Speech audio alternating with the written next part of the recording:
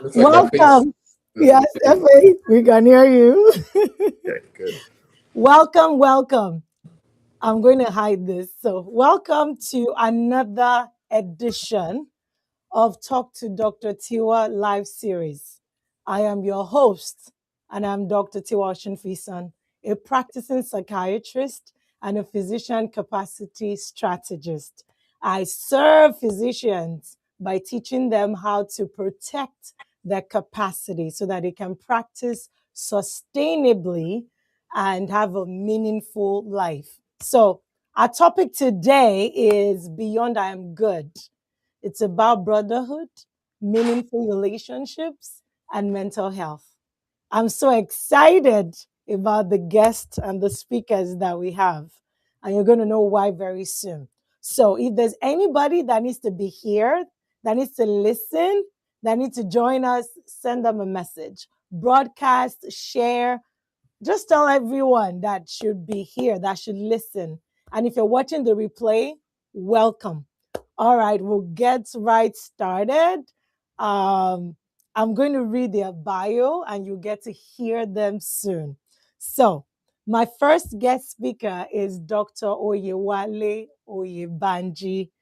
Dr. Oyebanji is the Group Medical Director and U.S. Medical Lead for colorectal cancer at Johnson & Johnson Pharmaceuticals, leading the medical affairs strategy to support the organization's portfolio and vision to improve outcomes for patients with colorectal cancer. Before J&J, he was the medical director for thoracic oncology at AstraZeneca, where he led medical strategies and numerous tactics to improve outcomes for patients with lung cancer, demonstrating his expertise and commitment to advancing cancer care. Before joining AstraZeneca, I hope I got it, Wale had a decade of diverse experience in the healthcare industry, serving as a primary care physician, a medical talk show host, and a healthcare consultant. He obtained his MD degree from Windsor University School of Medicine, his MBA from Fox School of Business, Temple University, and his MPH from the Imperial College in London. He's also a fellow of the Royal Society for Public Health. Outside of work, he enjoys spending quality time with his immediate family, traveling, learning about new cultures, reading, and playing tennis. So, join me in welcoming Dr. Oyebanji. Yay! Thank you, Tiwa.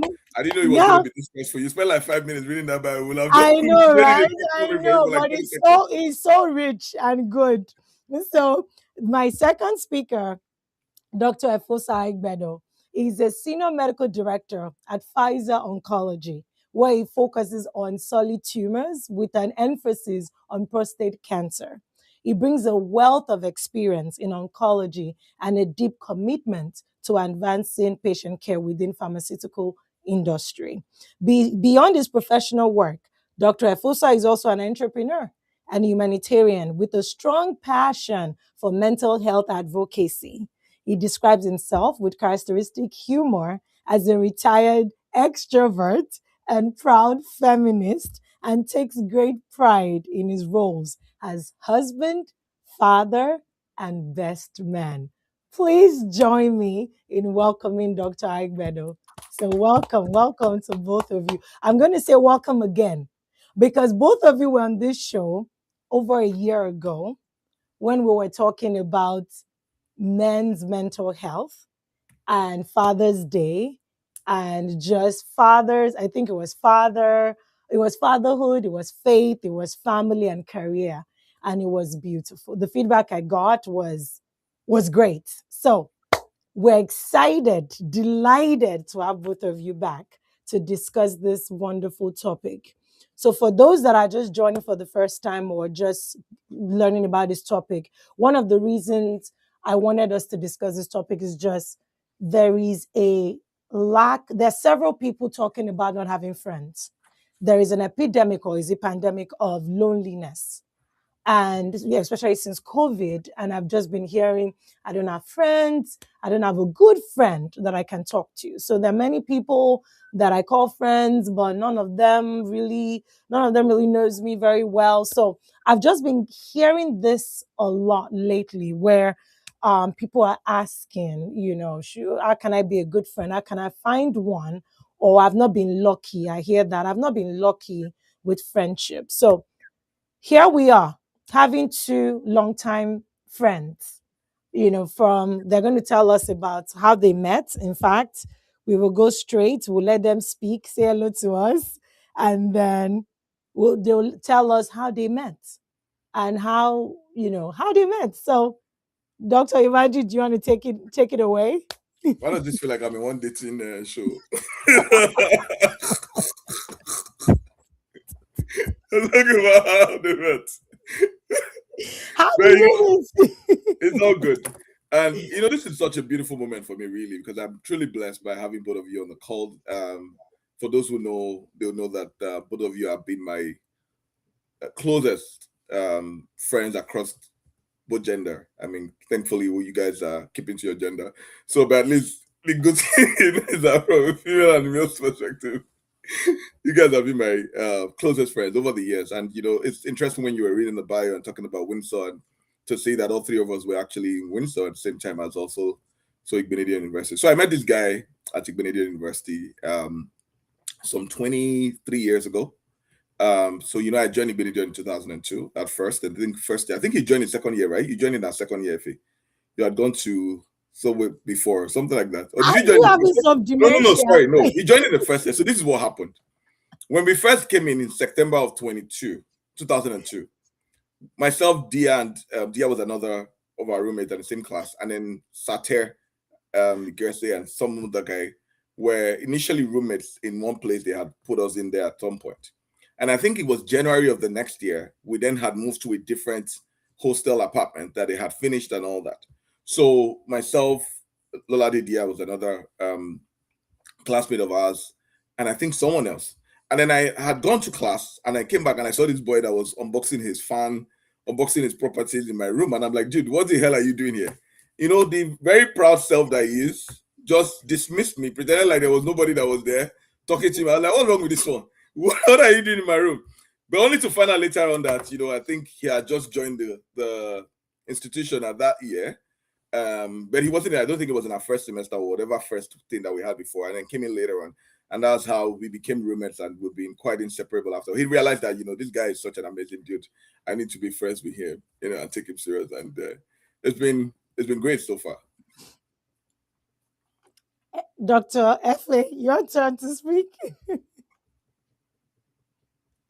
Efe, you're muted. You're muted. He's saying great things, but we just can't hear what you're saying. He's Yeah. confirming it, but we just can't hear what he's Oh saying. my god.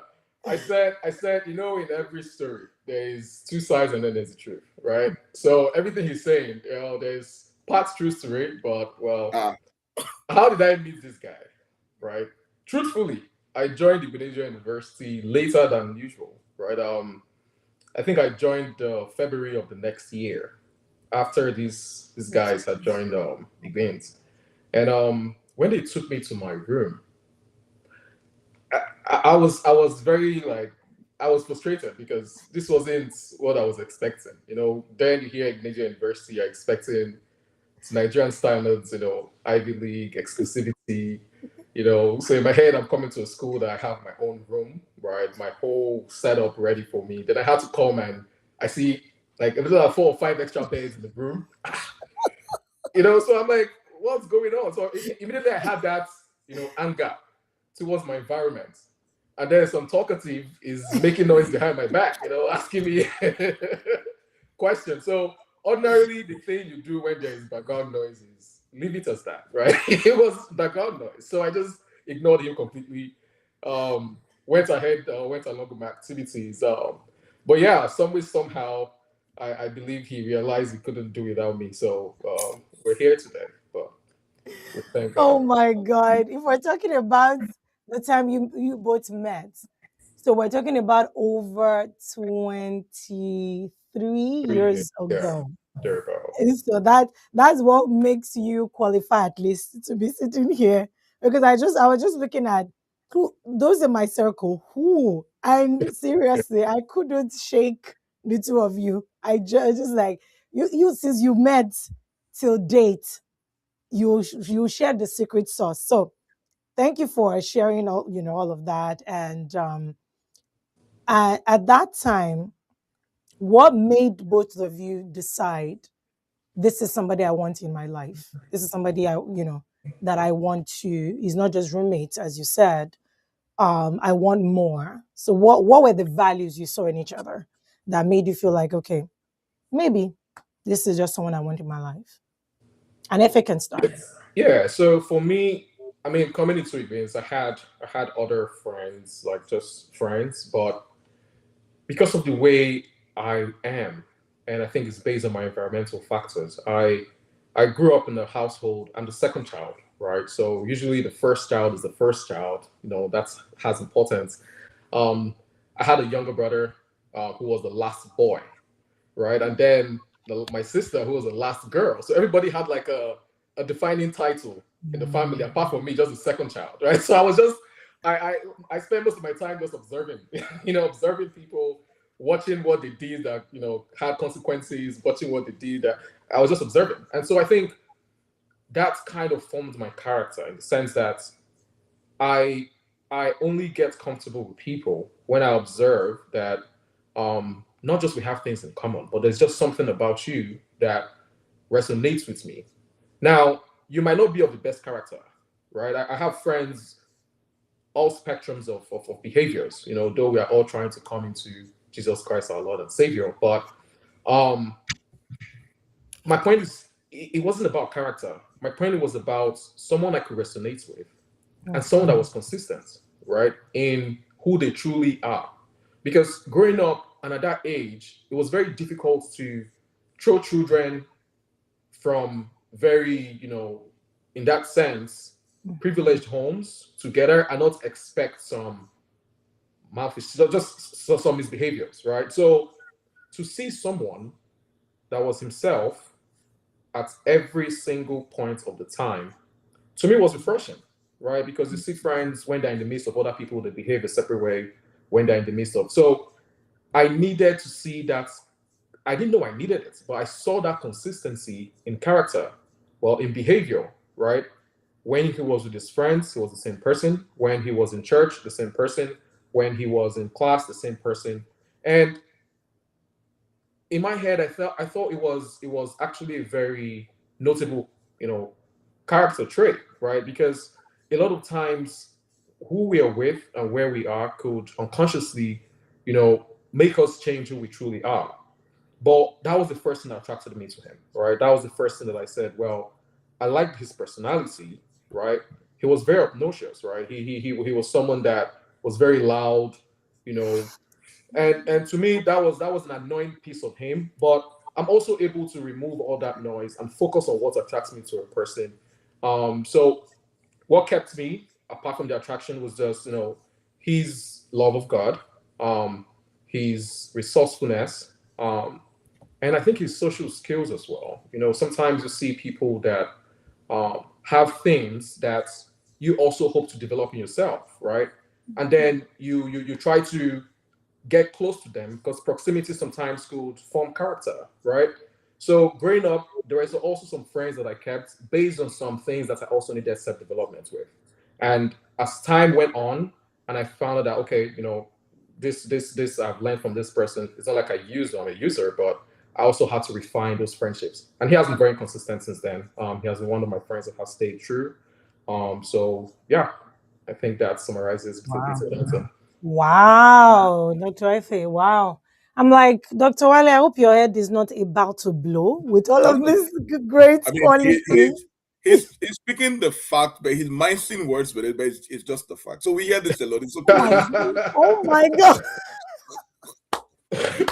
I'm just going to, I'm just, I will speak, but I'll let him retaliate. I think it's a good retaliation. It's great to just hear, Mefe, with what you're saying, just those qualities that you did not even realize you needed at the time. I think that's what I'm going to echo by, like you were like, it was good. It wasn't that you came out looking for, but it just felt like you saw it and you noticed and you recognized like, this is different. And this is probably what I didn't know that I needed, but I do need. And that is very refreshing. And that's really great to hear. And one thing you said, which we'll probably talk more about, is also it's not that you're a user, which we're going to talk about, because people use people and they're just like, what is in it for me? And they don't want to be able to give back in that sense. So well, I definitely look forward to us even talking more about that. So Dr. Wale, your turn to retaliate the So good. really, Yes. really, I don't think there's anything to retaliate about. I mean, spot on. I think Efosa really answered that question very well. I think it's about, identifying people that you feel like you have common interest and all of that. So I would just double down on that a little bit. I think one of the key things is about finding friends. I think it was all about the commonality in our goals, in our ambitions, and all of that. That was the initial thing. We were both medical students. We were in our first year. We were even striving to first of all even pass to get to the second year, then to get to the third year. Those kind of things. So again, that you have a common priority, right? That's the reason why you're all in school for. So again, you have that in that. Beyond that as well, because a couple of people, I mean, we were about, I think in the first year, almost 1,000 or so, whatever it is, and then maybe 300 in the second year and all of that. So you have a lot of people that you have common interest with to begin with. But then you also have people that you have common values with, right? What are their priorities for them, right? I mean, and then, what's important for them in friendship. Do you have friends that you can trust? These are people that are trustworthy. These are people that are dependable. These are not people that will run you down. These are people that you can, they are accountable. You can rely on them. You know that they have integrity. If they say they will do something, they're going to do it, right? They have your best interest at heart, and you just gradually start to lean in on them a little bit. So now you have common interest, but more importantly, you also know that you have values in common, right? Things that you believe in and all of that. So gradually, that just kind of fuels that friendship even much more. And then because you know that this person is someone that I can count on. If I need anything, if I need to do anything, he has my back, he's going to do it. And I can beat my chest to say that this person got me. So those basic things, would then separate that person out from the group of other people that are there, other men, and you know that this person is different, right? If I think about you in uni with Yamba as well, that anywhere they sit to her, they will see her, at that time, and I would think about that being one of the commonalities as well. At that time was about the interest, first of all, and more importantly, the values, the things that you both prioritize, the things that are important to you, and all of that. Thank you so much, Dr. Wale, because that's if there are people listening to us and wondering what should I look for in a friend, this conversation would help you out with that, because they've mentioned strong qualities already. Interest, there should be that interest. There should be commonality. There should be, your values should align. So they've made that very clear. Again, if you're just joining us, welcome. If there's someone that should be here listening to this rich conversation, share this link with them. You will find it valuable, meaningful, and actionable. Right away. If you're like, I don't know, I want a friend, then this conversation is for you. So that takes me to my next question, which is, you've both achieved. By the way, I said I was going to share. So behind stage, it was so interesting when Dr. Effie just said, this was what I imagined you would wear. It was so, he was telling Dr. Wale, and I'm like, what kind of friendship is this that you could, before he showed up, you're like, I could tell what he was going to wear. Are you taking notes? Do you have a friend like that? Can you predict what your friend would wear just because they're that consistent? That's what I'm hearing. This consistency is like, what is he going to wear today? Or what he's going to wear, and I'm not going to wear the same just because I know he's going to wear it. That's actually what happened before with this life. They could predict. So, hey, if you don't have a friend, go find one. God help you. So the second question, you've both achieved significant things professionally. What has kept your friendship meaningful as your careers, responsibilities, and lives have evolved? How have you been able to maintain that? I mean, talking about 23 years of friendship, and you are married, you have children, you have I mean, your profession very similar. Was it I was telling the other day, I'm like, oh my God, you're pretty much doing the same thing. How did we get here? So how have you kept it meaningful? How have you kept it going? So Wale, you can start with this one. So, and it's funny, this whole profession doing almost the same thing was unplanned. It would just happen naturally. I think it was doing something that we just ended up still finding our way. This guy just likes to be around me and just do whatever it is that I'm doing.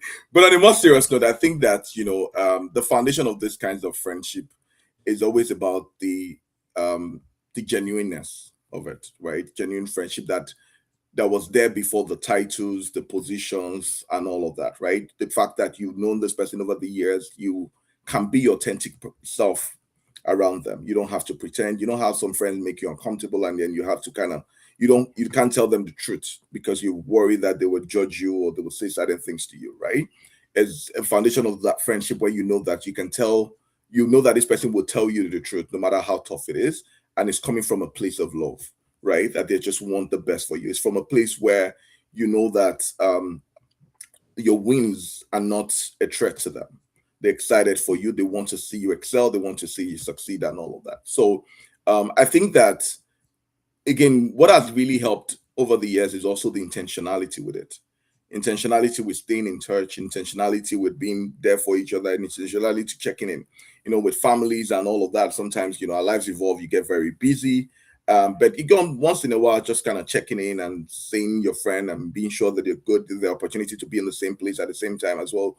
You take advantage of that, take advantage of those moments, share those milestone moments with them. If I had any, stuff going on with me at work, obviously I would call in, I would check in and all of that. So it's just making sure that you're fueling it and then it's reciprocated as well, so to say. And it's not just in the good times, even in the not so good times, times where we'll call each other and be like, man, how you did one? Because I'm tired, I'm exhausted, things like that.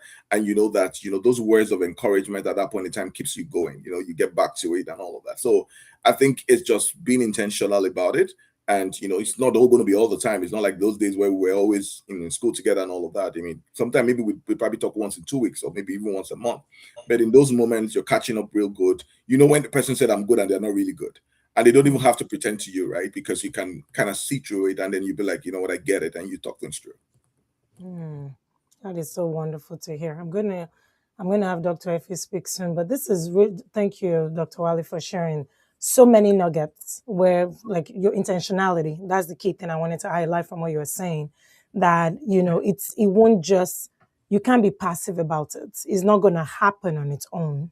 You said it, fueling it, you're enriching it, it's an active process where whether it's once a month, whether it's once a week, whether it's whatever the frequency, you are present, you are listening, even when Efe says I'm good, when it's not so good. And that's the key thing that separates this kind of friendship, this meaningful friendship from other kinds of friends where you can tell people, I'm good. And everybody's like, oh, she's good.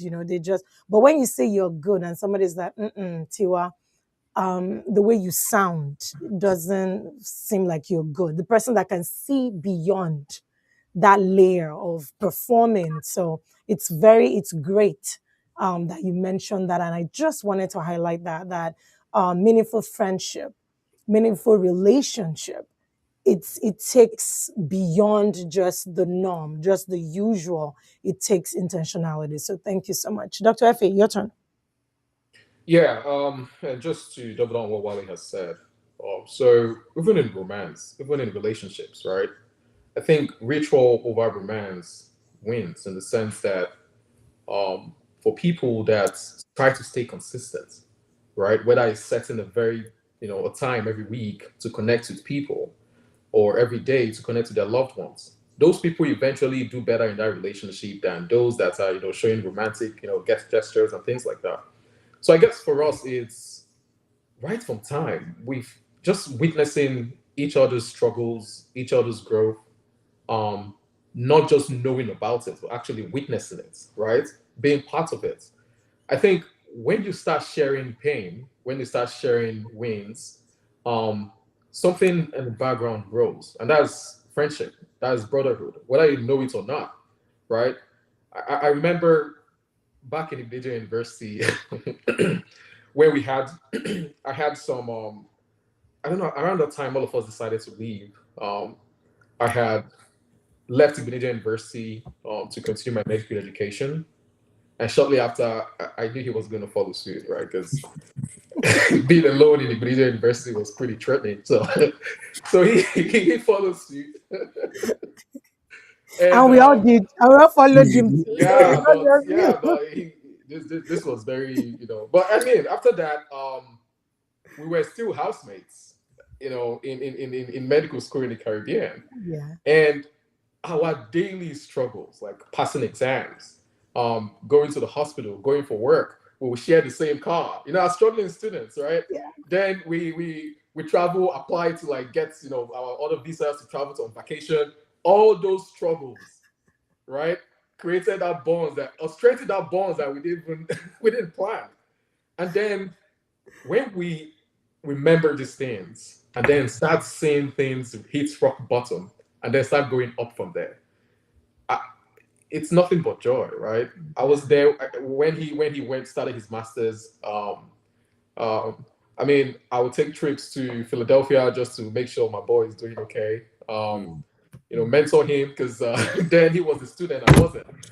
Mentor him, make sure he's has a sound mind to dispense his activities. And then when he graduated, I'm like, damn, my son has done it. I traveled for the graduation. It was a beautiful moment because now I'm like, thank God, this struggle, at least we have, headways. And then he got his job.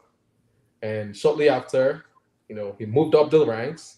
And shortly after, he moved to J&J. And it's just been excitement, right? The wedding, his recent 40th birthday, we had to travel back home for that. So I think, as he said, that's intentionality. It's not just romance, or you have to be intentional, right? And I think for me, I don't think there's any business I have done, right, in my entrepreneurial journey that I haven't either tried to include him, or he's probably the first person I'm like, hey, so what I'm trying to do. What do you think? Or so what I'm doing. Why don't you do it together? The very first medical business we started back home, we started it together, right? Apart from that, the talk show, right? It was our baby. It was our idea. Like, so a lot of things we have done, even before the Buhari campaign, and this is very before they'll come and lynch us, but we led the medical campaign for the APC election at that time. So those were just some activities that we did together, right? Intentionally, that I believe, strengthened that bond of friendship. Wonderful. So wonderful to hear. I'm just here smiling, with all my teeth out. I'm like, it's just so refreshing. It's great to see. Like both of you have said, like, the brotherhood, the highs and lows. The person that gets you is seeing you at your best times and at your worst. And it still stayed. That's the difference. Because so many people will see and they run. So many people come when you're high, hey, let me enjoy. And when the ships are down, people run away. So it's those are the things. I mean, our next question was going to be like, what would you say is the difference between having friends and having a truly meaningful friendship? And we both of you have covered it, where just being intentional, just someone being there, that connection. I heard that when you were talking at Efosa, where it was just that connection is not just there; it connects with you. Both of you connect. See what you were saying about during his own challenges, settling down in America, getting masters. You were there. You were, you flew. So it requires investment. It won't just happen. It requires involvement, sacrifice, So your time, your money, your energy, your emotions. If their win, it sounds like his win is your win. When they're down, you're there. You're it's really brotherhood. Like, I mean, that's just what it is. It's really what a true brother is, it's brother from another mother. So it's really great. I mean, to that question, is there anything else you guys want to add to it, like that separates when you look around? You both have said it, but I'm just going to give the opportunity. If there's anything else you're like, hey, and this.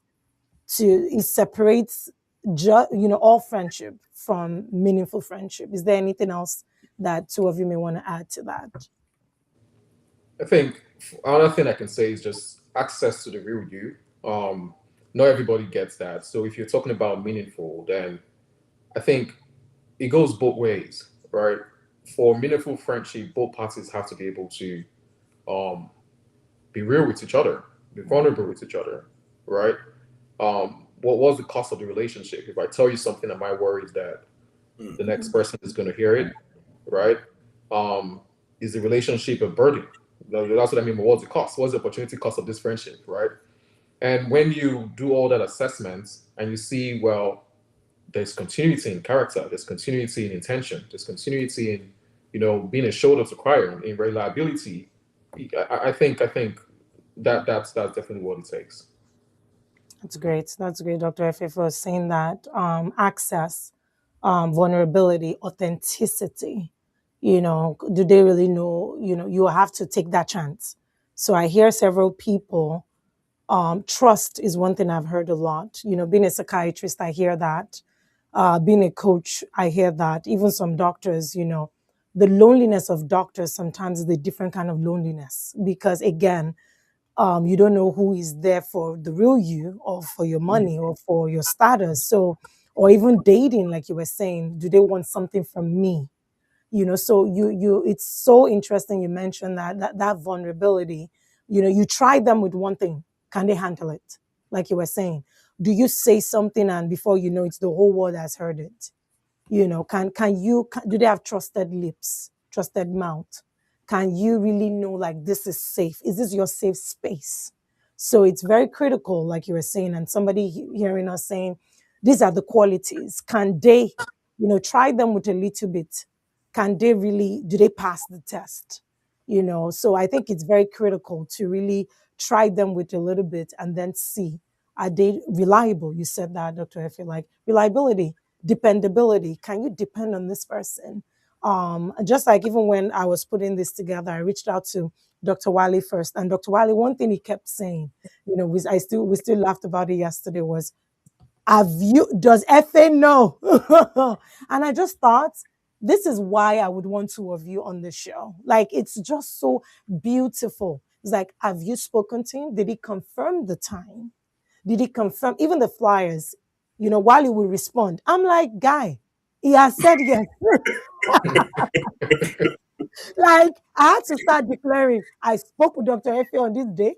He told me yes. The only thing left was a screenshot of his response to send to Dr. Wale. Like, this is a screenshot of Dr. Efe. So, but I thought it was so beautiful.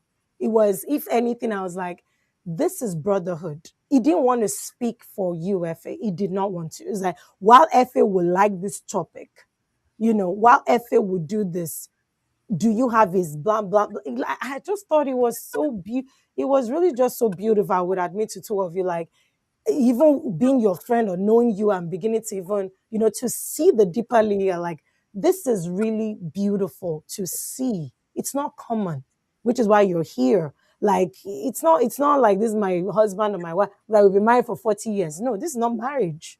But this is like friendship where it has really stood the test of times, and it's great to have both of you again. So, Wale, is there anything you like So to add? yeah, I think Yeah. you both kind of said it spot on. The only one thing I would add to it is mutual respect. And I Mm. think it's a very important factor in friendship and relationship. And you see some of the great friendships that are broken um, over the years and all of that, or have the issues, is usually based upon that. And what reminded me of that is because of what you just said, right? Sometimes we take the fact that you're familiar with this person and then you take it for granted, or you become disrespectful, right? Over what the person feel, over what the person wants. You feel like you then have the capacity to speak for them, or you can throw anything at them, or you can do anything to them because you feel like, oh, this person is my friend and he's going to take it, he's going to deal with it. So I think it's oftentimes important that there is some form of mutual respect for each other, right? And then you understand there are, there's brotherhood, there's the trust and all of that, but there's also a bit of boundaries, right? Based upon respect. And that's where people go to, where they feel respected. They channel their energy into places that they don't feel burnt out or feel disrespected at. So I think it's important, right? Especially within the brotherhood space. For men, respect is a big deal for them. And I think it should be a big deal across gender. I'm not trying to be chauvinistic, but my point is that, people would appreciate when they don't feel, let down or feel run down or feel like, people take them for granted. And then you gradually see that when people feel that way, they start to withdraw or they start to avoid those kinds of people, avoid those kinds of places and all of that. And, so again, just wanted to flag that as another point to kind of consider. That's wonderful. Thank you for highlighting that, because it's an important quality to have. Mutual respect is so important, so important. Just because you feel seen. It can't be a safe space without respect. It cannot be, because you want to make sure that you're heard all the time. Your voice. Nobody is speaking on your behalf except you delegate them to you. And like you said, we tend to get familiar. Over familiarity brings contempt. And so, like, oh, haven't you, like, both of you? I mean, it's very easy. That was why, even when you were responding a few days ago, I was just like, over 23 years, and you're still like, okay, this person, this,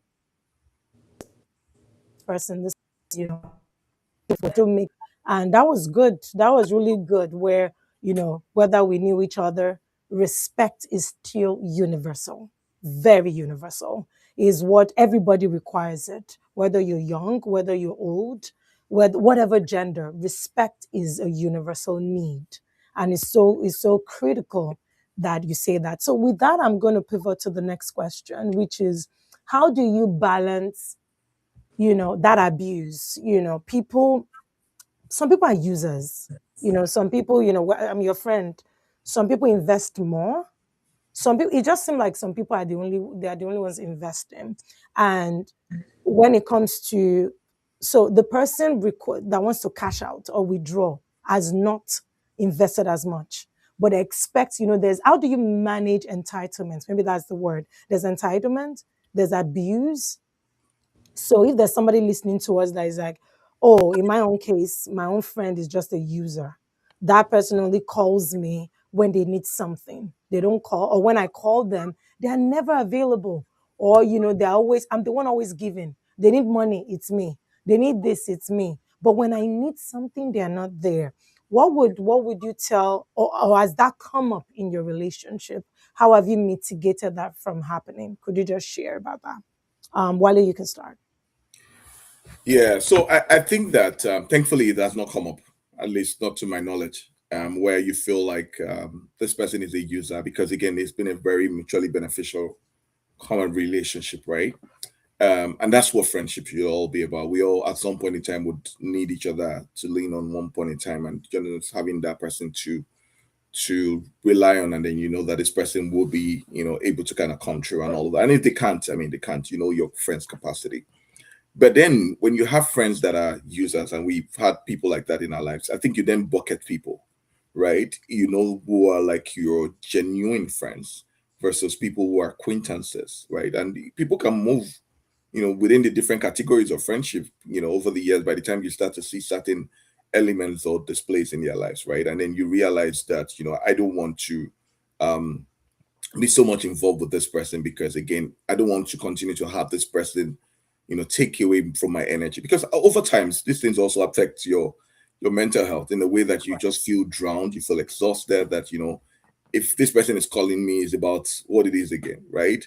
And you want to be a good friend, you want to be a shoulder to cry on, you want to be able to help. But sometimes you also, to your point, if you need the person, they don't come through. But it's when they need something, then it becomes a thing of emergency. And we see that a lot, a lot of times, right? Where people are reaching out to you just because of what they have. You're grateful that you're able to help, you're able to provide, you're able to give. But at the end of the day, I think that is where the self-reflection comes in play, that people should be able to also be thoughtful in the way they engage with others and the way they manage others. So for me, I think one of the things that I've done in those scenarios is, one, bucket people. And especially now that we're getting older, Mhm. nobody does, and like we used to say in those days, there's no time for evil spirit. There's no time to kind of spend time, wasting away with people who are not authentic, who just want to, take away from you. Efosa knows a story I just dealt with very recently, a friend of almost 40 years, where that it felt like this person was just not being straightforward about stuff and all of that. And I just completely just, cut the person out because, again, there are certain things that certain elements of integrity, right, that you won't expect to see, or the fact that people are not just being, they're trying to be smart and all of that, right? But again, as you go older, you don't have the bandwidth for such. You want to know that if there are few people you can count on, let there be those people that you can count on, you can rely on, you can trust, that it will be their real self, right? And then you know that they can be accountable. So yeah, I think it's just important that you bucket them, and if you think that is stressing you out over the years and all of that, you can start to accuse yourself, generally from that as well. But it's not just in Wow. friendship, even among family members. You have to make sure that you have to bucket things as appropriate. Wow, that thank you so much. That's very rich. Very, what I heard or what resonated with me so well is um accept people for who they are. I think that's where we struggle.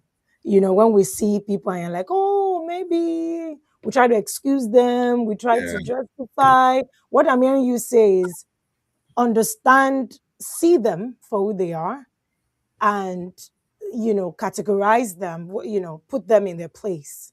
Like you were saying, have different buckets, whether is acquaintances, whether is know them for their capacity, know them for who they are.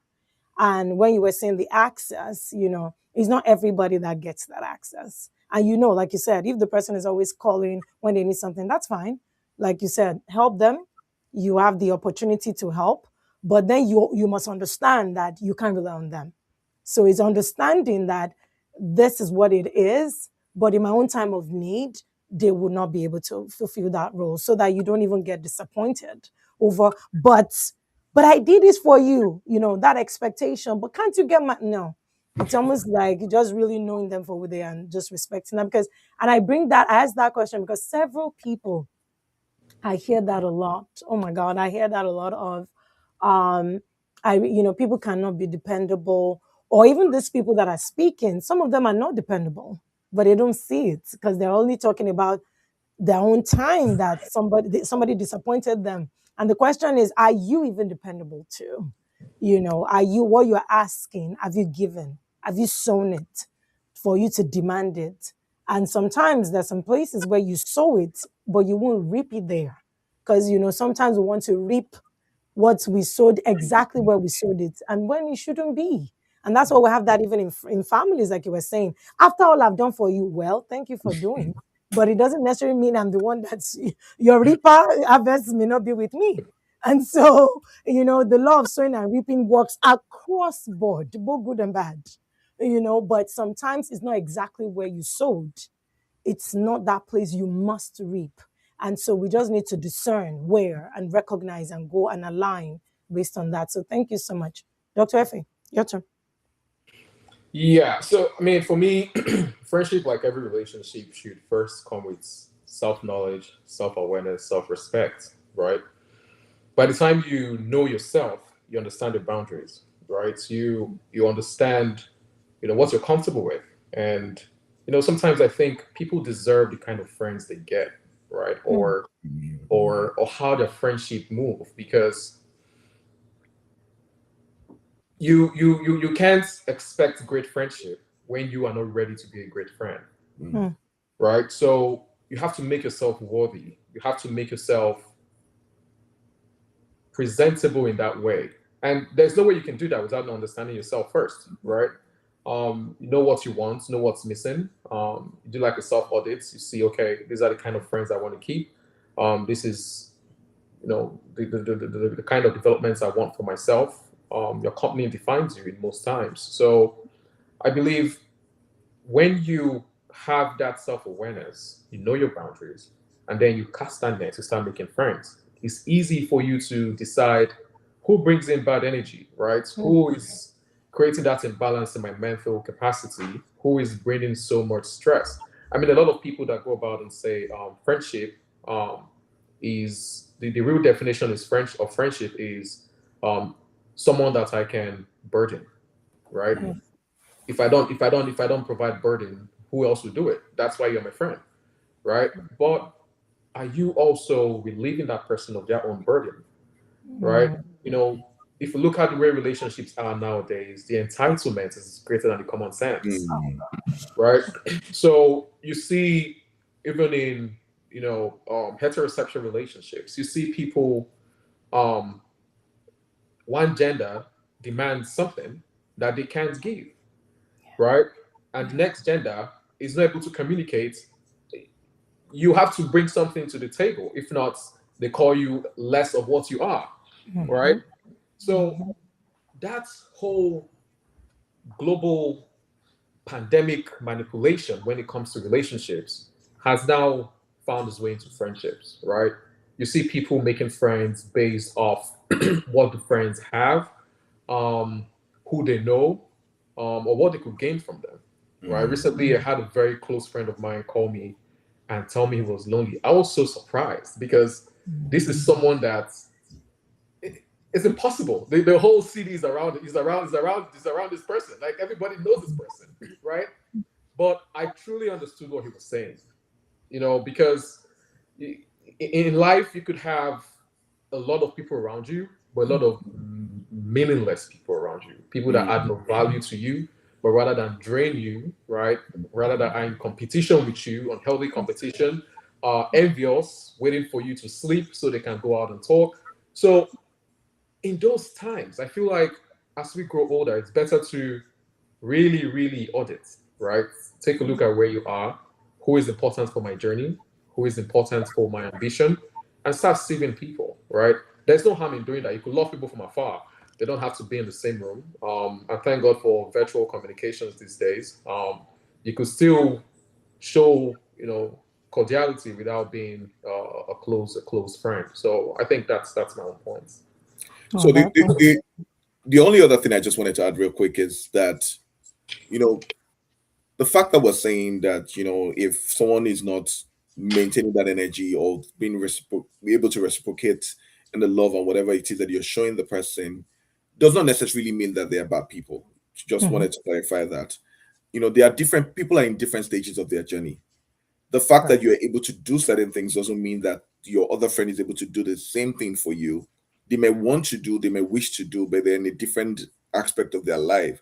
And so they're Right. not able to fulfill that friendship the way that you would have wanted it to be fulfilled because they're not in a space to be able to do that. So it's important that you also recognize that and that Mm, you're not judging the other person based upon certain expectations that you have of them as being able to meet the needs of the friendship. But that's why it's important that I would imagine that it's not just going to be in one major moment, but it's in the small moments over the years Yeah. that you know that, oh, this person is actually not like this. It's probably this particular situation or what it is that they're dealing with and all of that. I say that because I just remembered, certain scenarios where there were certain things that I may have expected from one particular person or some folks that maybe I didn't get at that point in time. But I understand that the reason why they are unable to do that is because of where they are in their journey. Otherwise, there are other ways that they can compensate for it. So being very thoughtful around the individual before making Yeah. those conclusions. I'm not saying that he didn't meet my need in the way I want it to be met. That means that he is being inconsiderate and it just, is a user. But think about other things that where they can, fulfill that form of friendship as well. that's wonderful. Both of you. Oh my, that was good. So I'll start by what Fa said, and I'll come to. I mean, yeah. I think we should start wrapping up soon because both of you is so rich. Based on what Fa said, what I heard and really resonated, and I really want to emphasize is the first thing first is you need to know who you are, because how would you know what who you need or what you need? And most people actually don't have self-awareness. I think studies saying like maybe only 5-10% have self-awareness. 5-10% of the population. That's huge. That means the average person is not actually aware of themselves. So, and self-awareness evolves. Again, you can know yourself right now. You don't stop. You keep evolving. I have several of my mentors that really talk about self-awareness, whether it's John Maxwell, whether it's Mrs. Adino, like several mentors. But just a few people really pay attention to themselves. I mean, several people run away from themselves. They can't even stand themselves, their thoughts. They can't stand to even be alone. I mean, that's one of the things I tell people, like, can you stand yourself? Can you date yourself? Because you can't really know. If you don't date yourself, you can't really know yourself in that sense. But I echo that so much, Fa, that I feel like that may be what it is for most people when you have an expectation or how you deal with disappointment. And even linking what Wally said, you will be disappointed sometimes because it's part of humanity. Everybody's not going to meet all your needs. And so I like what Wally even said, where, know that friend, know their season. Or something I heard Wally said where it's something, if they can't do it right now, you know why. In fact, that may be a good understanding. Oh, you're not like this normally. This is happening right now. So maybe this is why. So it comes from understanding the person. It comes from knowing the patterns of the person. Just like what Efe was saying. So if Wale changes now based on something, in fact, you'd be wondering, guy, are you okay? What's going on? Because there's a difference. There's a deviation from who you've known. And so as we're all growing, we're all evolving. And so growth requires or demands different capacities, different needs, that we're all dealing with. How can we grow with the person? How can we know? And like you were saying, some people may not be able to meet this demand at this time. It doesn't make them a bad person, but it's really understanding. So what I'm hearing two of you say is more so there's a critical need to be that kind of friend first.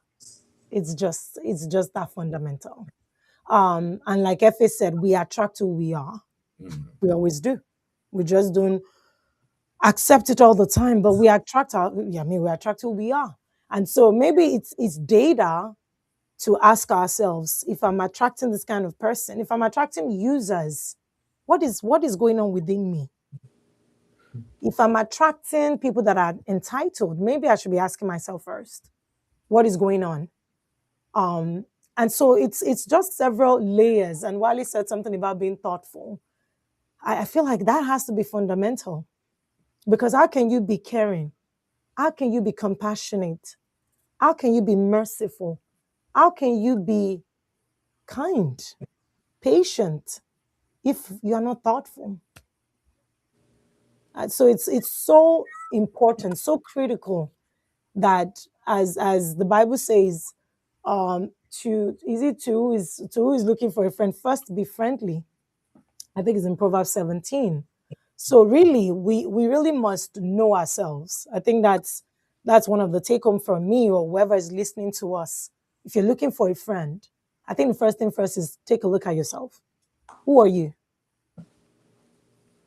Your qualities, your values, your boundaries. What keeps you going? And then if you're now saying you're looking for somebody else, for what? Maybe it's very critical to know that. What are you looking for in a friend? Can you give that? Do you give that? And if they can't give that, do you know them enough? Which is going to lead me to my next question. We're getting older, we're all growing. And somebody's like, I heard somebody say, I'm not looking for a friend right now. Where am I going to start? I'm in my 40s, in my 50s. I don't have friends. What's going to happen to me now? Where am I going to start from? You hear this saying of the friend or the devil is better than the angel you don't know, or this friend, old wine, is better than new wine. You just hear all of these statements, and I'm like, So that's my question to both of you. If there's somebody out there now that is like, where do I begin? Am I too old? I mean, your friendship is over 23 years. And imagine, like, where am I going to start from? I don't have the luxury of 20 anything anymore, and I don't have friends. And maybe they've lost a spouse. Some people will be like, once you get married, maybe that's another question in this question. Once you get married, my spouse is my best friend, and I don't need other friends anymore. But now the spouse is gone. And so what do you do now that the spouse is gone? And now you're like, oh, my friend, I've not spoken to that friend in 20 years because you were married and raising children. So what would you tell that person now that is asking that question? That, okay, is it too late for me? I don't have close friends, or I had close friends because of marriage, for example. We've grown apart. What do I do? Where do I start from? Is there hope? What would you tell them? Efe, what would you say? Uh, yeah. So for someone that I have made friends in my grown age, right? I have made friends that are even closer to me than people I met maybe 20 years ago. And I have noticed that you have to put yourself out there in some way or form based on your interests, based on what you're looking for, right? So, for example, for me, I became curious about a particular sector, and I had tried to put myself out there where I had attended conferences, though it's way away from my own sector. I'm in healthcare, but this is oil and gas, right? Two different fields. So I'm putting myself out there, attending conferences, just be an observer, which I like to do. And some way, somehow, that proximity it made me meet someone that's I'm really very close to right now, right? Someone that has turned into a business partner as well, that has influenced me greatly. And this relationship was maybe barely 2, 3 years, right? So I feel like it's never too late. I feel like the foundation is the same. You need to know yourself. You need to know what you're looking for. You need to know if yourself are also friend worthy, right? And then put yourself out there, right? Find people that have or are aligned with the same thinking, ambition, prospects. And that's why I say think about what exactly you're looking for, and then put yourself out there based on that. And then you find people around that activity or interest that you really want. Another thing is if you're already in a friend group, but you really don't know, in most friend groups, there's someone that could be a little bit, trustworthy. You probably just haven't tested it yet. Um, Sometimes you have to attempt with a key before the door opens, right? So put yourself out there, speak to the person. Sometimes I feel you can even start that conversation by allowing some deep information about you slip out. I see how the person reacts to it, right?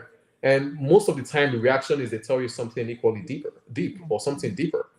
And by the time you guys start sharing, similar depths in knowledge, you'd be like, yeah, this is somewhere that I didn't even know was there and has been there all along. So yeah, I think that's what I would advise. Put yourself out there, know yourself, and be around people and show yourself friend worthy as well. Wow. Just beautiful. Thank you. Thank you for that addition where, you know, it's never too late, I think is what, that's the bottom line. It's discernment and really just knowing what you need, per season. So thank you for sharing your own, even other stories of trying to look for a friend in another area and just mature friendship right now, where you should even be able to know it quickly what you're looking for. And if it's not what it is, it ain't. And there's no point forcing it to make it what it's not. And just like you said, like both of you have shared earlier, categorizing that and knowing quickly. So it's great to hear that it's never too late. But you also have to be ready to put yourself out there, even if some people are like, I don't want to put myself out there. What if I get hurt? But I'm hearing loud and clear, you got to put yourself out there if you want a friend. It's just, do you want one? So, Dr. Wiley? No, I think Efosa, answered it well. Just add a few things to it. When I was coming in here and getting ready, I was just thinking to myself that, in the Bible, what's the biblical example of a good friendship? And then I remember the story of the guy who was paralyzed, and his friends were trying to get him to Jesus, the four of them, and they had to break the ceiling because the room was filled up, and had to do all of that to lower him down just to get him to Jesus. And then Jesus said his sins were forgiven, and the guy was healed. That is the power of friendship. We all need great friends in our lives. Relationships are very critical. They're very important. I would imagine that he would have been a good friend for his friends to be willing to do the same for him. So, which is important that you yourself, you're a good person that people will want to do much more for you. I'm sure we've seen a lot of things where people have events and their friends go all out for them, say good things about them. Oftentimes, it's a reflection of the things that they've done for them. And as Efe said, good friendship is not a question of the time or the length, it's the depth of friendship. And that depth of friendship is built on not just frequency. It's based on intentionality. It's based on consistency, and it's based on presence. Being there, being available, being willing to kind of share, and all of that, being willing to support people. And over the years, you would pray that people will reciprocate at the barest minimum. So I agree, it's not too late to make friends with people. It's important. I mean, reach out, be out there, connect with folks, show love, give love first, right? And gradually will come back to you, in whatever shape or form that you would get it. So I completely agree. I think it's never too much of a late time for you to have the right friendship within your circle, and of course, also more importantly, be prayerful about it as well, because discernment is important. Wow. Thank you so much, Dr. Wale. That was rich too. Just hearing you say that story in the Bible is very important, very critical, where, like you said, he too must have been that kind of friend, hopefully. Or at least one of them was like, you know what? Let go of all your Iran, all your nonsense, and for the sake of your future, let's go and try this Jesus out. So one of them at least must have had that mindset. And you need that kind of friend. Above all, we want to be that kind of friend. So can it be you? They're like, okay, let's go. While it needs something, let us go all the way. We die there or whatever it is. So it's a profound story, and thanks for sharing that. Where how far can we go for some of our friends? How far do we expect them to go? But I think the key thing is looking inwards. How far can we go? Because we can't ask people to do what we haven't even done for people. So we serve first, is what I'm hearing you say. Serve, give it out there. If it's not that friend, there'll be somebody else. That's one thing I'm noticing in life. If you have sowed it, it comes back somehow, even from places you didn't think about. It comes back somehow. So I'm glad to hear that, saying both of you saying it's never too late, just it's never too late. Okay, so if there's somebody, my question would be, okay, so maybe my first question is, how do we categorize friends? You said it before, but are there some, I hear another question of, I don't know who is my friend. I have so many friends, like Efe, who you were talking about. I have so many friends, but is it based on your need that you categorize that? Is it based on the value? So if somebody's like, I don't know, is it just values? You guys have said so many things now. So how do I, there's some of my friends. How do you differentiate who is meant to be seasonal from just one time? Some people actually want to make seasonal friends their permanent friends, and then they get hurt. And as they say, how do you make your permanent friend, who should be the permanent friend, the permanent friend? How do you discern that? Because sometimes, I really want this friendship to last, and the person is not talking, or they've gone, they don't want you. And I just like, you know what, I really, so how do we discern who should be as Jesus said, I'll say this and I'll let both of you speak. There's something I learned about Jesus where Jesus had, is it 72 disciples and 12 apostles and 3 inner friends. And in fact, just one beloved at the end of the day. And so Jesus did not categorize everybody. That's usually how I answer people. Like, Jesus was a friend to all of them. In fact, the 5,000 or the 7,000. But when it was time for transfiguration, he didn't pack the whole people. Let's go. No, he only chose the 3, to show himself. And even when he was dying, he only committed his mother to one, just one. John, behold thy mother, and mother, behold thy son. He did not say, Peter, behold this. So at the end of the day, even Jesus, knew that there are times it will be crown him, hail, King of the Jews. And then the next minute is crucify him, crucify him. So even he knew that there will come that time. So please help us, help that person saying, help me. I want this, how can I discern this? He's my childhood friend versus I just met him 6 months ago versus, is being my ride or die versus, how help me? Is it just my values? Dr. Wale, take it. So I think Efosa talked about it earlier when he talked about self-auditing, right? Or auditing your friendship and all of that, and understanding, who are the people that are in your lives, what are their roles and all of that, right? And to your point, I mean, friendship cuts across different categories, right? When we first met each other people evolve over the years as well. When we first met each other in med school, we were probably considered acquaintances because we probably would have been colleagues.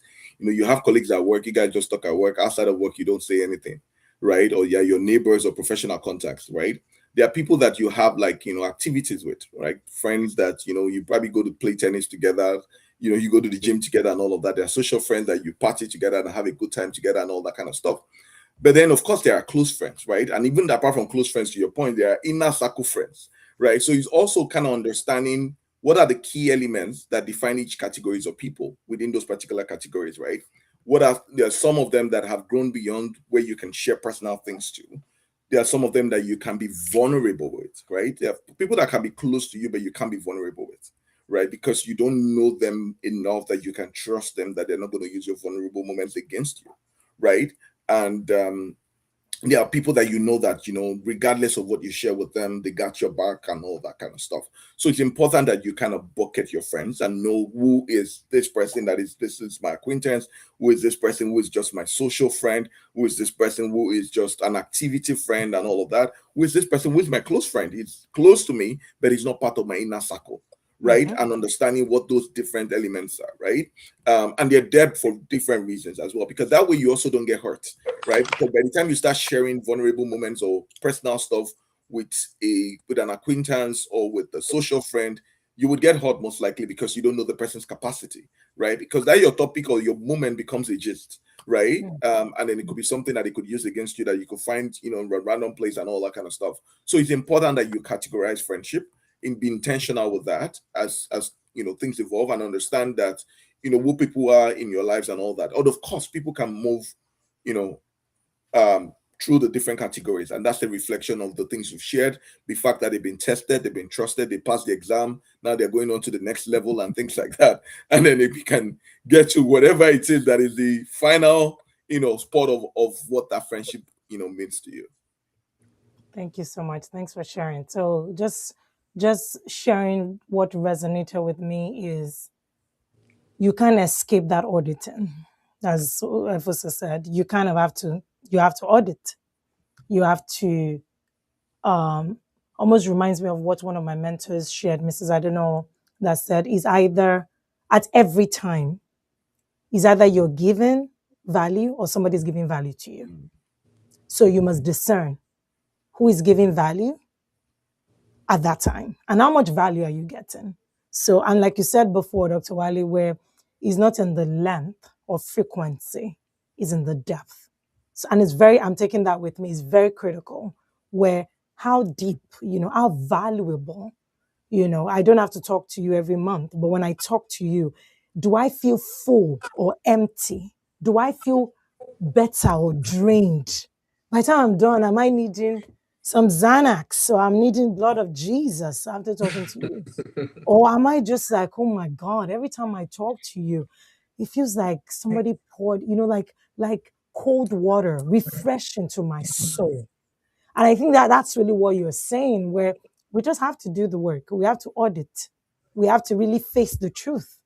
Um, otherwise we'll pay for it. And then I think that's what happens. Several of us have either paid or will pay just because we were careless or we were so trusting and we just thought maybe this person has been showing us their colors and we took it for, oh, it was just a mistake, but they were really telling us who they were. And that's even what I'm learning. Some people it's just the way they are. Just accept it and manage it and not try to change and hope. No, so thank you so much. Dr. Efe, your turn.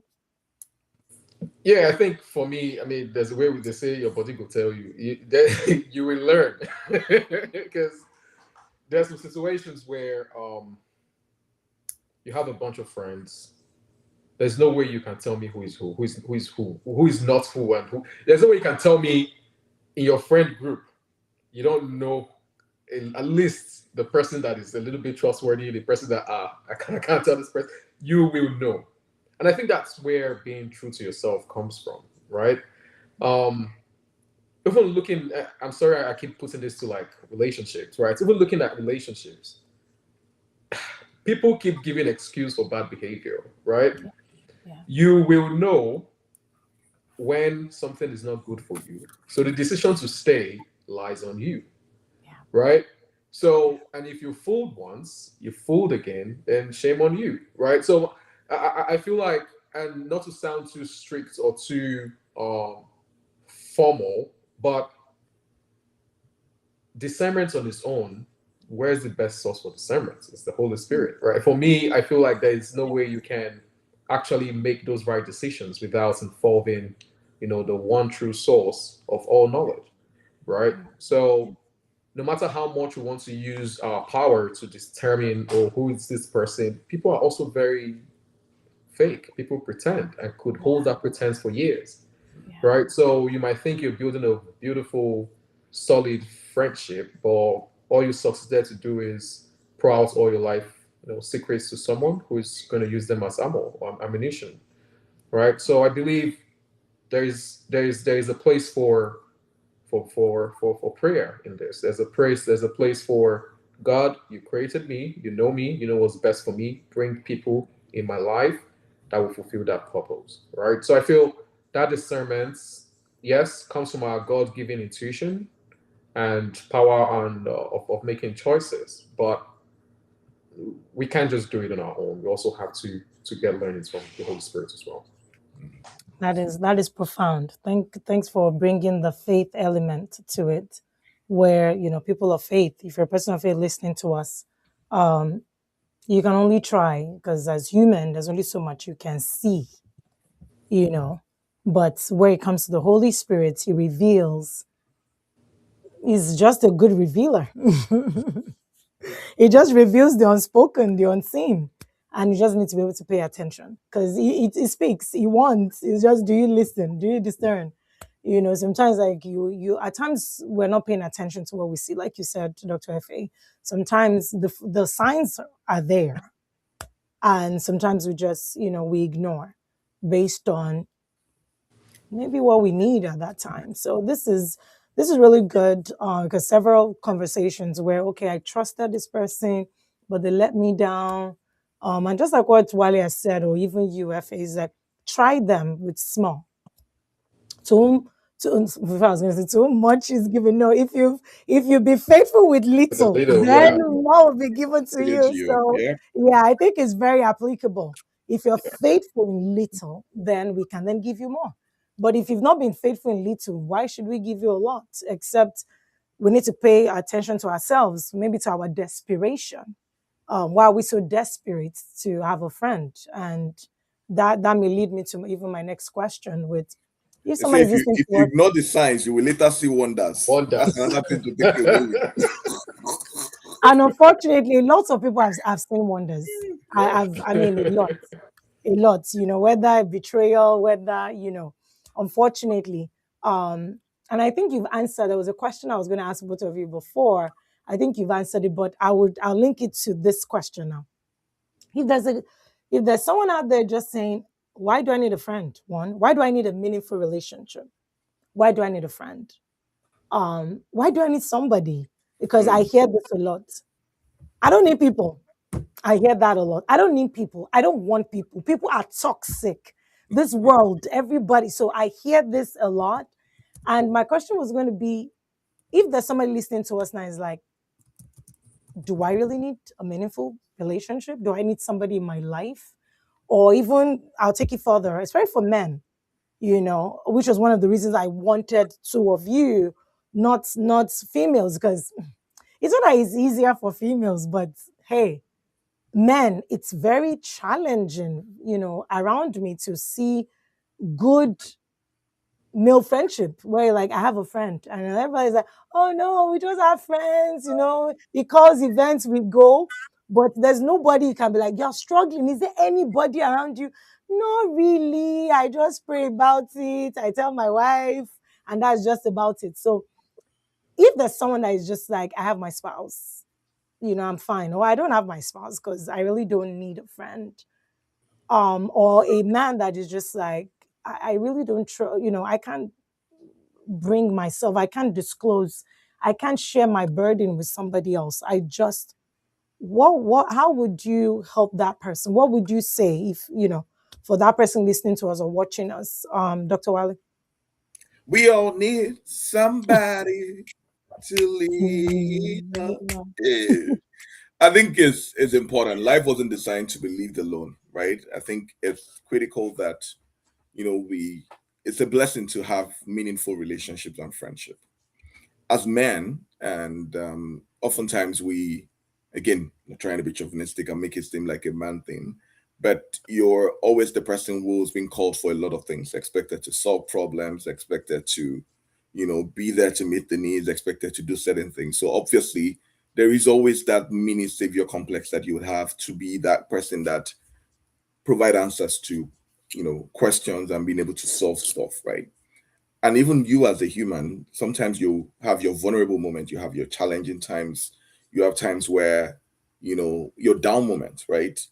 So it's important that you have people that you can lean on, you can talk to, you can encourage you and all of that. We have I have a friend, or one of our friends, who one time had like some challenging situations and all of that, right? Sometimes you may not be able to solve that problem at that point in time, but just being there, listening into them, or being able to kind of call other people and all of that to see how you can solve it. That's the beauty of brotherhood. The other aspect to it is the lived experiences. Some people have dealt with something before that you are dealing with currently. For the ego of, I can use ChatGPT, I can find it on Google, it's different from someone saying, what, I've dealt with it. This is how I did this. This is what I can do it with. This is who will have helped me, or this is what we used. And you can solve a lot of problems for your life, your career, right? Even mentorship. As well is part of it as well, right? I mean, they've dealt with certain issues, they can guide you through it and all of that. Finding that support when you need it, the moments of celebration is also critical.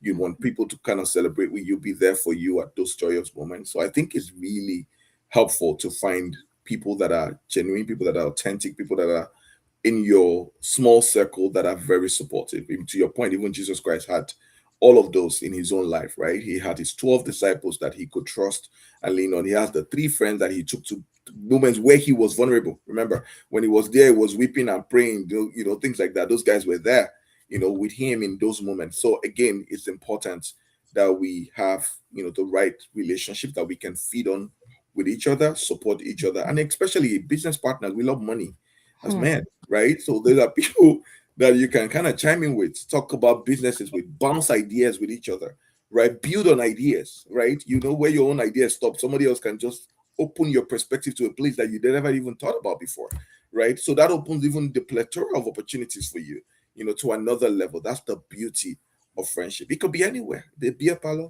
it could be in the church group, it could be whatever it is. But as long as there's moments where you can talk about, moments that matters to you, regardless whether it's your career, your business, your family, what it is, but at least people that you can count on for the right advice, and more importantly, people that can hold you accountable, right? Because you also have men that are just don't wait, feel like they do not they're unaccountable to anyone. They can do whatever they think that they want and all of that. So it's important that you have those friends that can call you to order, that can advise you, that can speak to you, that have no fear of telling you the truth, regardless of who you are.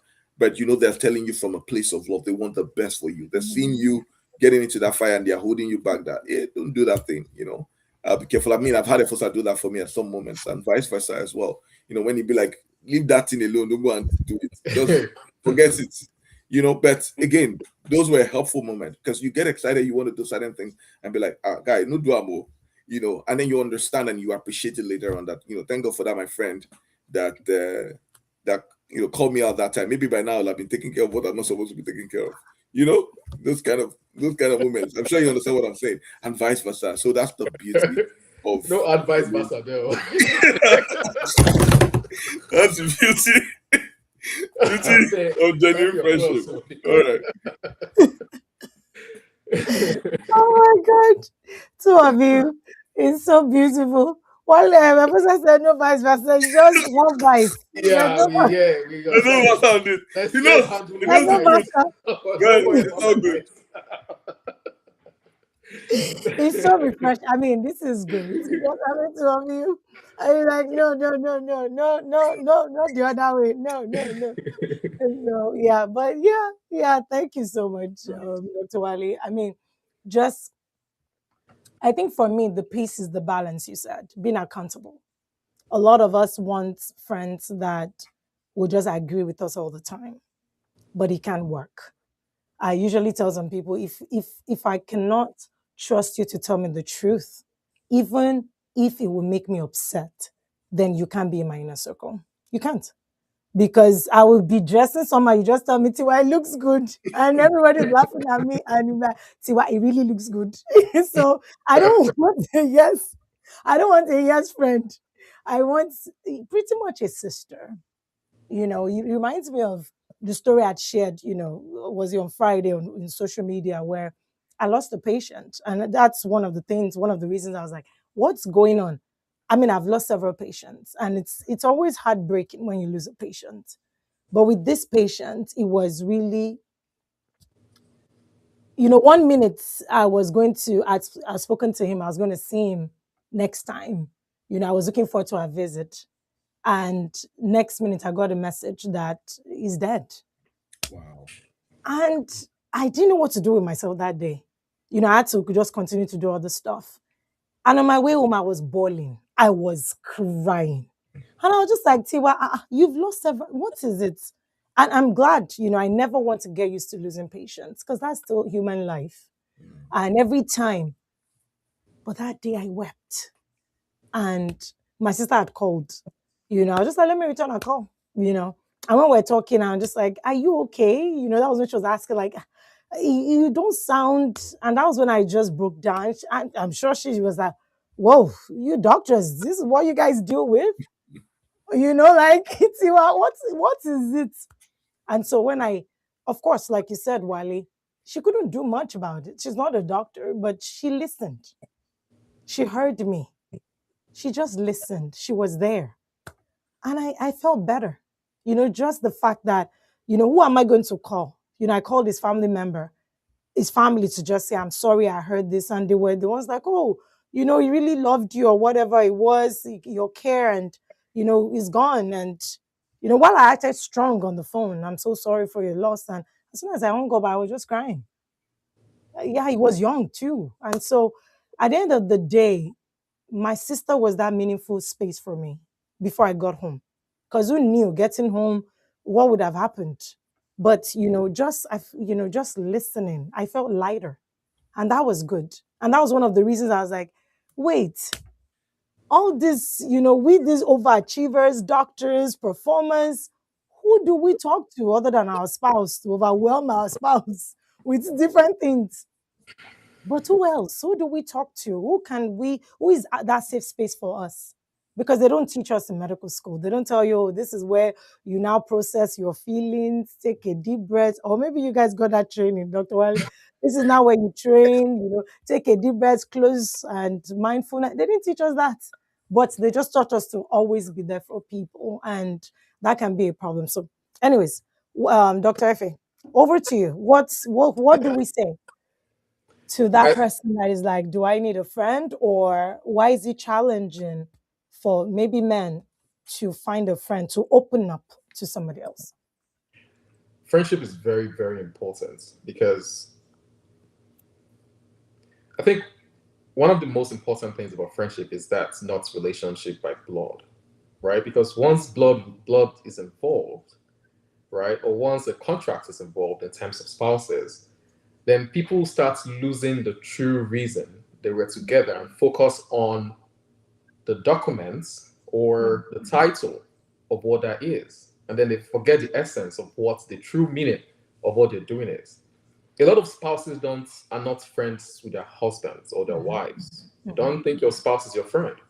That's the very first mistake a lot of people make. And I'm mhm, going to say this with confidence because um, people say, "Oh, I married my best friends." I mean, you're lucky, but majority of people marry for different reasons. Majority of people marry for security, for companionship, but guess what? These people could still have their own best friends or confidants somewhere else. So never go into that relationship thinking, oh, I don't need friends, I have my spouse. Trust me, your spouse might be, or you might be the 10th person on her own friendship list, right? So to that, I feel like even the Bible says there could be a friend that's closer than a brother, right? And why I said blood confounds friendship is because I feel like once that blood is there, judgment follows, right? There are a lot of things siblings cannot do or say in front of each other, right? Because no matter how close we are, we grew up together. But at the point in life, siblings starts their ideologies, their experiences, they start diverging. You all come back and you see this person has this character, that has this mannerism, this person acts a certain type of way, and there's judgment, right? But when you find that friendship, that you can be who you are, you can say what you like, right? You can call this person at any part of the workday and still feel comfortable to express yourself and to really be vulnerable. I think there's really no better relationship feeling outside of that, right? I've been in situations where I'm severely overwhelmed with work, business, family, and I don't call any of my siblings, right? I call Wally and I'm like, fam, this thing on the BS gets, how far?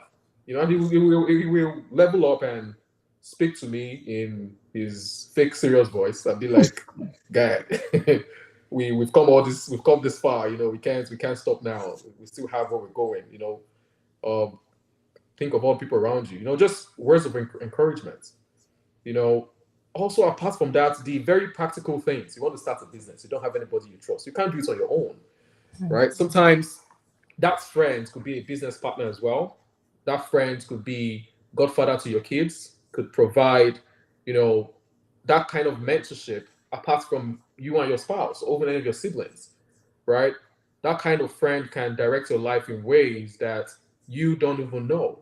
That's why it's very important to have friends that are really, really necessary for what you, knowing yourself, are trying to achieve, right?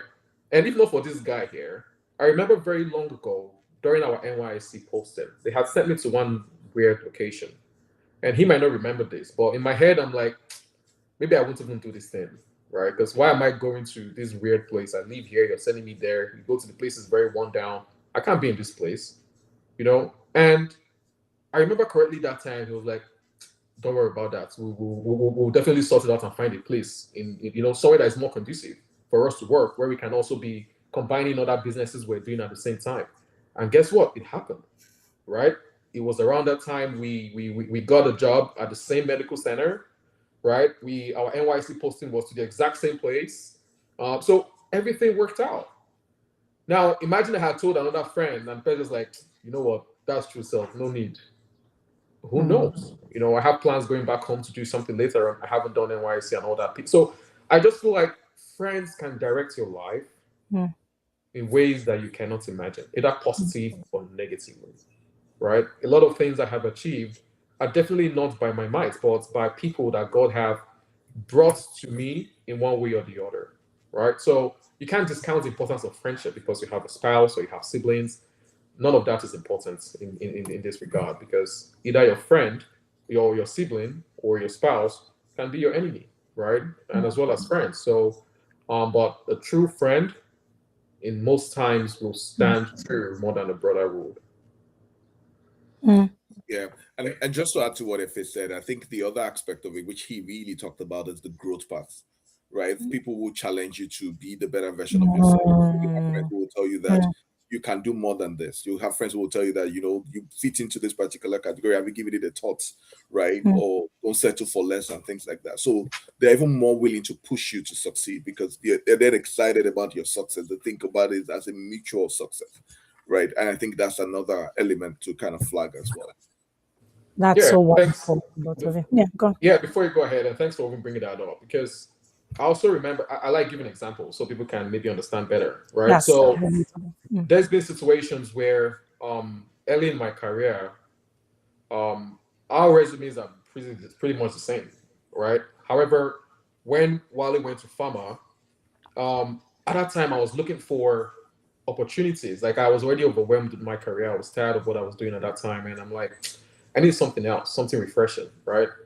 And I spoke to him, and out of all the people I spoke to, he was the only person that had a sensible direction, right? Mm. And that sensible direction is where I am today. Like I listened to it. He introduced me to some people. I networked, spoke to them, made a decision on my own, went through with it, and then came back to him to say, "Fam, oh boy, Mm. this is where I am now. I got this job. Thank you so much." So I feel like a friend can redirect your life in ways that you just haven't thought about, right? And you should also make yourself malleable in that way, right? If I didn't listen to him because what does this guy know, or this guy thinks is better than me because he already has this, if I didn't listen, then you miss out on those opportunities as well. So yeah, friendship is important, but again, as I like to emphasize, make yourself also available to be a friend and available to be led possibly. This has been really wonderful. Thank you. Thanks to both of you. That was good. For the person listening to us, if you still have questions, you can get my book, When the Mind Cries. Chapter 15 talks about support system. And really talks about several things that they've shared, qualities, but above all, you have to have those qualities, is what I'm hearing.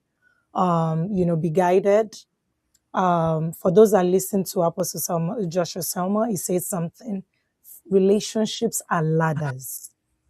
And that's really what you were saying, that was what I was connecting with, where so many things that you may never have thought about.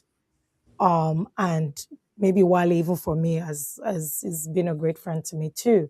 And you think about this and you're just like, well, how come that didn't occur to me or this way? So you can't, if you, how do they say it? If you want to go, is it go fast, go alone? Or if you And want to if you go want to go far, far, Go you far, go go. with people. And that's what friendship is about. That's what relationship should be. If that relationship, I tell people in summary, if that relationship is not adding to you, if it always drains you, that is a negative account. You need to reframe your editing so that you're not exhausted, so that you're not drained. And that's where boundaries come in. FA mentioned something about boundaries. That's one of the questions I was going to ask you about boundaries, but you've said it already. You must have boundaries, and boundaries protect you, not them.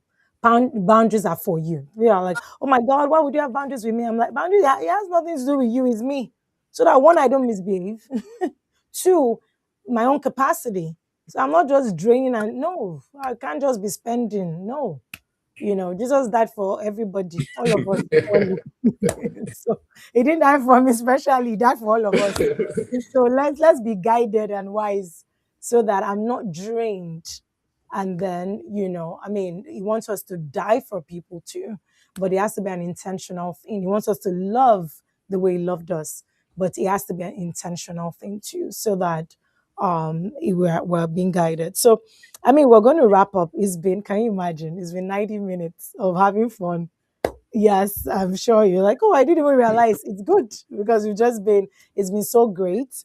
And while I am tempted to continue, I'll probably want to bring you back again for different topics because there's a lot to learn. And sometimes, as we say, is in Nigeria, what you're looking for in Sokoto is right here in your Sokoto. So sometimes you just need to look and discern and see that you are wealthier. So as Apostle Soma again will say, when you're counting your wealth, also count your relationship, also count honor. So a man of good relationship will go far. It will go really far. And that's my own testimony, even in life, in my own life. It's been relationship. I told somebody who spoke to somebody that spoke to somebody, and that's really how, opportunities are in people, opportunities are in relationships. And so I say all of that to let you that you've been listening to us know that it is very important to have meaningful relationship. Have someone that you can call. Again, as opposed to someone would say, can you call someone at 3 a.m. at 2 a.m. guy? I'm in trouble. Do you have someone? And then can somebody call you too at 3 a.m.? Like, hey, can you help me? So are you trustworthy? Can you be trusted? Can somebody vouch for you when you're not there? They're talking about Tiwa. Can somebody say, oh no, Tiwa is not like that? Oh, this is the way Tiwa is. Are you consistent? So remember all the values. I'm going to bring them back one more time to just tell us their final words. But just remember what they've shared, the values, the qualities, when to draw the line, what to say no. Even as a person of faith, learn from Jesus. He didn't just let his guard down for everyone. Yes, he died for all, but not everybody had access to him. And it was not being wicked. It was just being a good steward of what was given to him. So, you know, I will bring them back and then close with probably a verse in the Bible. So, Fa, I'm going to bring you back as we wrap up. What are your last words or final words for this topic? Yes. Yeah, I believe anyone that has been listening should know that already. For me, first know yourself. Um, Apart from that, be aware of the people around you, right? Also, place close observation to who makes you feel more like yourself. After being around them, not smaller, right? Who celebrates your wins rather than feels threatened about them. Does disagreements threaten the bonds you guys already share, or it serves as a way to increase knowledge about each other, right? Now, if relationships are, I mean, those are signs of a healthy relationship, right? So if relationships are one-sided, or one party giving in maybe time, finances, vulnerability, honesty is not consistent, you find yourself hiding parts of your life. I think those are signs of unhealthy relationships, and probably boundaries are needed in those situations, right? But be true to yourself, put yourself out there, be self-aware, and yeah, be friend worthy. Thank you so much. Dr. Wale. All right, then I think Efosa said it all. I'll start by saying that lately I was just thinking about at different phases we're in life. Before now, you're very built on your career. I wanted to rise through the ranks. You wanted to be this. You wanted to be that. But at some point in time, your thought process changes a little bit. Hmm. You start thinking about legacy. You start thinking about impact. You start thinking about what do you want to be known for. And I listened to a couple of folks that I know at the tributes, right, on night. I think they were like a waykeeping service and all of that. One was Herbert Wigwe and the other one was Tubash Bomi Balogun, who used to own FCMB, and Herbert was one of the founders of Access. And it was just really interesting to hear what people had to say, especially friends, about how meaningful their relationship with the person, the impact they made in their lives, and the things like that. And it makes me start. I did self-reflect, and makes me think that the importance of brotherhood, the importance of friendship, the importance of making impact in the lives of people. So I say that to say that relationships are very, very important, and so let's make sure that we invest in meaningful relationship. And to invest in meaningful relationship, it's important that you are intentional about it. It's important that you are consistent.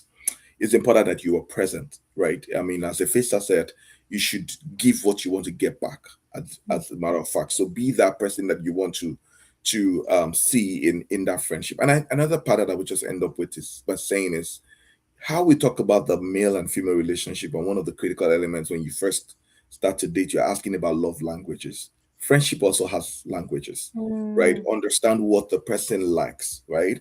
And build upon it as well. And then that's how you invest in meaningful, lasting, effective relationship and friendship. wow, that's my drop. Yes. Thank you so much. Thank you to two of you. I mean, it's great you said that, love languages, that can really apply in any relationship. Know the person, show honor, show respect, like you both have said earlier. Just know the person.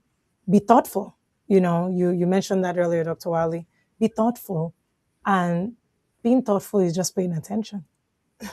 Being thoughtful is just being mindful. So you listen, you listen to even the things they're not saying, both conscious and unconscious. And so it takes being present, being intentional, being present, being present. So it's been a rich conversation for me. I really enjoyed this. Um,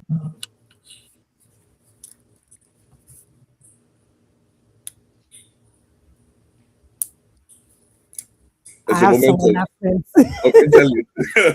I have some other friends that want to join me, so I'm going to wrap up.